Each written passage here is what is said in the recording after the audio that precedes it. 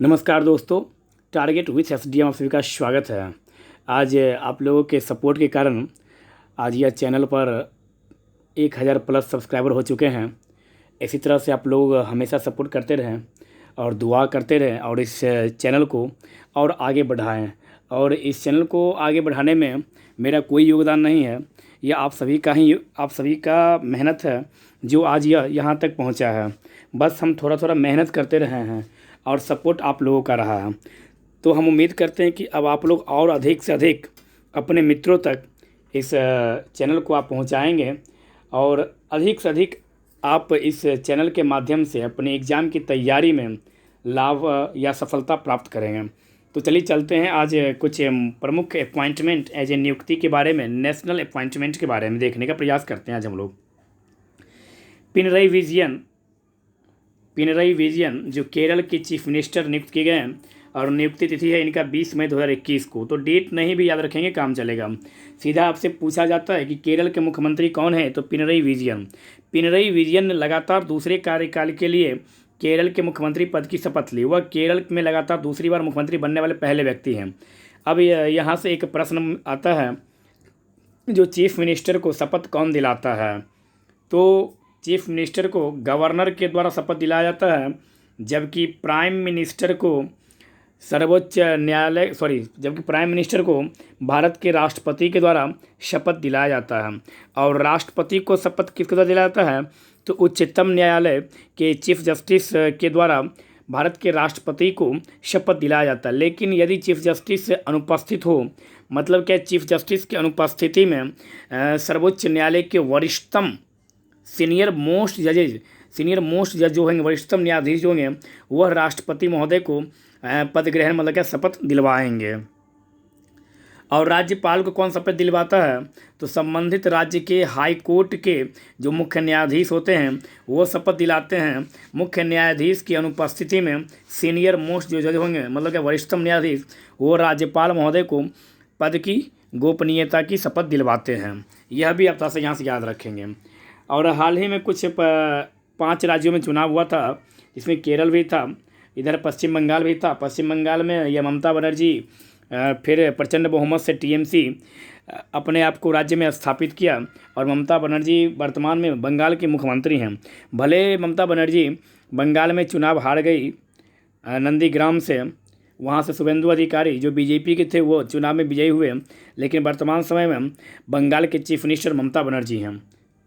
Next, CBI के प्रमुख कौन है? CBI central bureau of investigation के प्रमुख कौन हैं? सुबोध कुमार जायसवाल सीबीआई के प्रमुख हैं। इनकी नियुक्ति कब हुई? तो 2021 में। ये कौन है? तो ये 1985 बैच के आईपीएस अधिकारी हैं।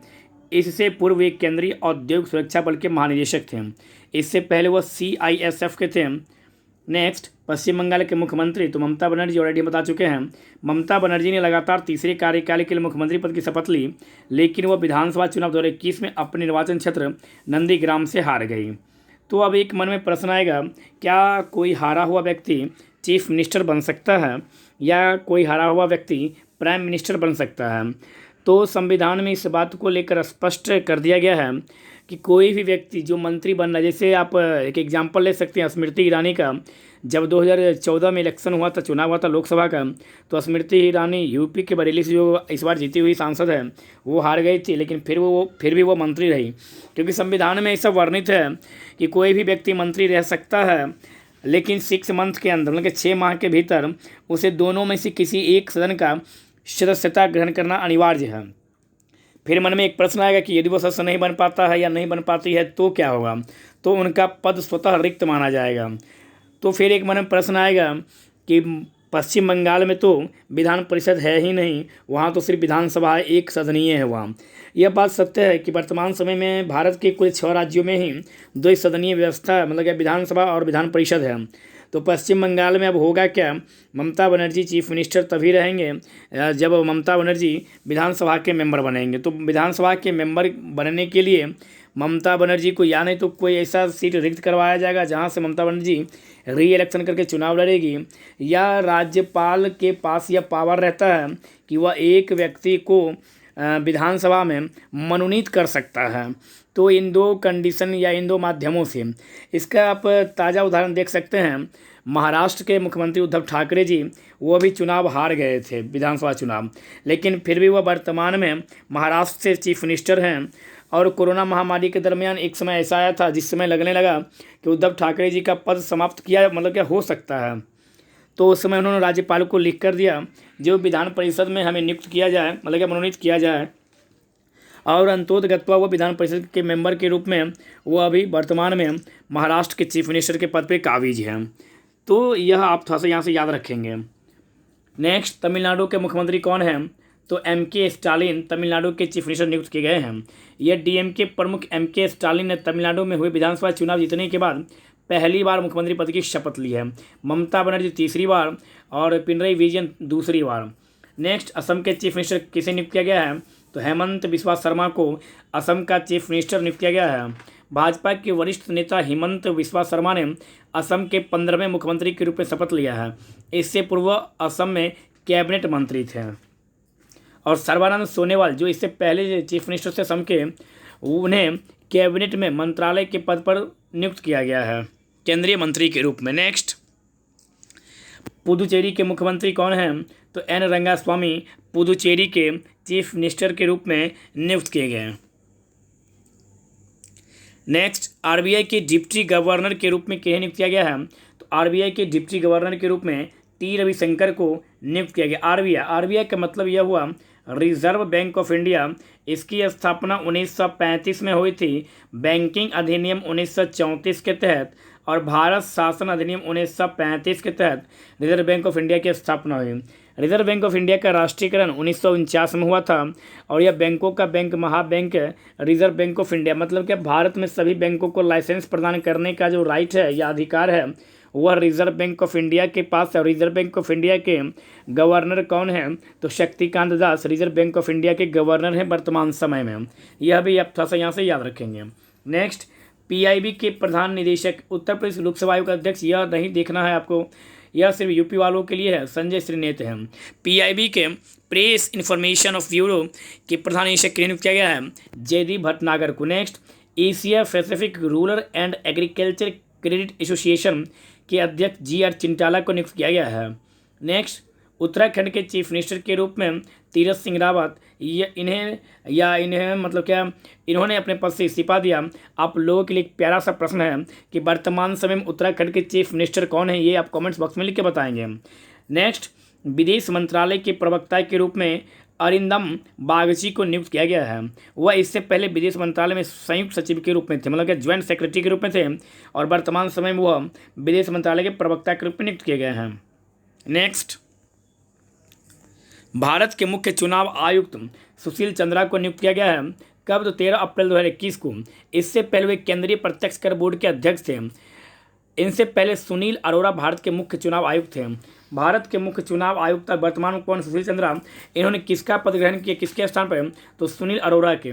आपको पता होगा चुनाव आयोग एज ए निर्वाचन आयोग के अध्यक्ष व सदस्यों की नियुक्ति राष्ट्रपति महोदय के द्वारा किया जाता है, जो राष्ट्रपति महोदय का कार्यपालिका शक्ति माना जाता है, मतलब कार्यपालिका शक्ति के अंतर्गत आता है। जैसे निर्वाचन आयोग हुआ, भाषा आयोग, महिला आयोग, वित्तीय आयोग, SC और ST मतलब कि अनुसूचित जाति और जनजाति आयोग, वित्तीय आयोग, इन सभी आयोगों के अध्यक्ष और निर्वाचन आयोग अध्यक्ष व सदस्यों की नियुक्ति राष्ट्रपति के द्वारा किया जाता है। चुनाव आयोग एज निर्वाचन आयोग का चर्चा भारतीय संविधान के अनुच्छेद 324 से लेकर 329 तक में किया गया है। आर्टिकल 324 में यह कहा गया है कि राष्ट्रपति, उपराष्ट्रपति, राज्यसभा, लोकसभा, विधानसभा, विधान परिषद इन सभी के चुनाव की तारीखों की घोषणा चुनाव आयोग के द्वारा किया जाएगा। चुनाव आयोग के द्वारा ही वोटर लिस्ट में नाम जारी किया जाता है। चुनाव आयोग के द्वारा ही सभी राजनीतिक पार्टियों को राजनीतिक पार्टी का दर्जा तथा चुनाव चिन्ह जारी किया जाता है तथा राष्ट्रीय और क्षेत्रीय पार्टी का दर्जा भी चुनाव आयोग के द्वारा ही दिया जाता है। यह भी आप यहाँ सब याद रखेंगे। नेक्स्ट, भारत के मुख्य न्यायाधीश के रूप में चीफ जस्टिस ऑफ इंडिया कौन है? तो NV Ramana sir chief justice of India हैं। नुथलापट्टी वेंकटरमन कौन है? Nuthalapati Venkataramana chief justice of India के रूप में नियुक्त किए गए हैं। कब? तो 24 अप्रैल 2021 को। उन्हें 6 अप्रैल 2021 को भारत के राष्ट्रपति द्वारा भारत का 48वां चीफ जस्टिस बनाया गया है। इनका रैंक आप याद रखेंगे आप क्योंकि इनका रैंक बहुत पूछता था। ये भारत के 48वें मुख्य न्यायाधीश के रूप में नियुक्त हुए हैं और ये 24 अप्रैल 2021 को अपना पदभार ग्रहण किए हैं। फिर मन में एक प्रश्न आएगा यहाँ से कि चीफ जस्टिस ऑफ इंडिया को पद की शपथ कौन दिलाता है या पद की गोपनीयता कौन दिलाता है? तो भारत के प्रेसिडेंट के द्वारा चीफ जस्टिस ऑफ इंडिया को पद की गोपनीयता या पद की शपथ दिलाई जाती है। चीफ जस्टिस ऑफ इंडिया के संबंध में आप यह भी याद रखेंगे, जो भारत के राष्ट्रपति महोदय के द्वारा इन्हें शपथ दिलाया जाता है और यह एक ऐसा पद है जिनकी नियुक्ति के संदर्भ में भारत के राष्ट्रपति द्वारा वारंट जारी किया जाता है। वारंट का मतलब वह वारंट नहीं समझेंगे जो हम लोग आम भाषा में जानते हैं। वारंट का मतलब यह हुआ हस्ताक्षर रहित एक लिफाफे मतलब बंद लिफाफा एक जारी किया जाएगा और उस पर राष्ट्रपति कार्यालय का मोहर लगा रहेगा, सील बंद रहेगा, वो उसे वारंट बोलते। तो सुप्रीम कोर्ट व हाई कोर्ट की चीफ जस्टिस की नियुक्ति के संदर्भ में राष्ट्रपति द्वारा वारंट जारी किया जाता है और राज्यपाल महोदय की नियुक्ति के लिए भी राष्ट्रपति द्वारा वारंट जारी किया जाता है। यह भी आप यहाँ से याद रखेंगे। सुप्रीम कोर्ट शब्द आया तो थोड़ा सा समझ लीजिए। सुप्रीम कोर्ट की स्थापना भारत शासन अधिनियम 1935 के तहत 1937 में किया गया, जिसे उस समय फेडरल कोर्ट बोला था। फेडरल कोर्ट बोलने का रीज़न क्या है? क्योंकि फेडरल कोर्ट के डिसीजन के विरोध में आप लंदन के प्रीवी काउंसिल पीसी में जा सकते थे। 28 जनवरी 1950 को फेडरल कोर्ट का नाम बदलकर सुप्रीम कोर्ट या सर्वोच्च न्यायालय या उच्चतम न्यायालय कर दिया। मतलब क्या? सर्वोच्च न्यायालय के डिसीजन के विरोध में आप कहीं और नहीं जा सकते हैं। मतलब यह हुआ कि सर्वोच्च न्यायालय के डिसीजन के विरोध में आप पुनः सर्वोच्च न्यायालय ही जा सकते हैं, इसके अलावा कहीं और आप नहीं जा सकते हैं। सर्वोच्च न्यायालय में वर्तमान समय में कुल जजों की संख्या कितनी है? तो 33 + 1 = 34। लेकिन आप 34 नहीं बोलेंगे। यदि आप 34 बोल रहे हैं तो इसका मतलब आपका आंसर गलत हो जाएगा। आप जब भी बोलेंगे तो आप बोलेंगे 33 + 1, मतलब क्या? 33 अदर जजेस और एक चीफ जस्टिस ऑफ इंडिया, तो मिला कितना हुआ? 34। तो 34 ना बोलकर 33 + 1 बोलेंगे हम। चलते हैं नेक्स्ट प्रश्न की ओर। नेक्स्ट है, मुख्य सांख्यिकी अधिकारी कौन है? तो मुख्य सांख्यिकी अधिकारी जीपी सामंत जी बने हैं। इससे पूर्व भारतीय रिजर्व बैंक के सांख्यिकी और सूचना प्रबंधन विभाग के सलाहकार थे और वर्तमान समय में मुख्य सांख्यिकी अधिकारी जीपी सामंत जी बने हैं। Next, table tennis federation of India के अध्यक्ष दुष्यंत चौटाला जी बने हैं। एक प्यारा सा प्रश्न आप लोगों के लिए, टोक्यो ओलंपिक 2019 जो टोक्यो में हुआ, बहुत आसान प्रश्न है। यह टोक्यो किस महादेव या किस देश में स्थित है, ये आपको बताना है। चलते हैं नेक्स्ट प्रश्न की ओर।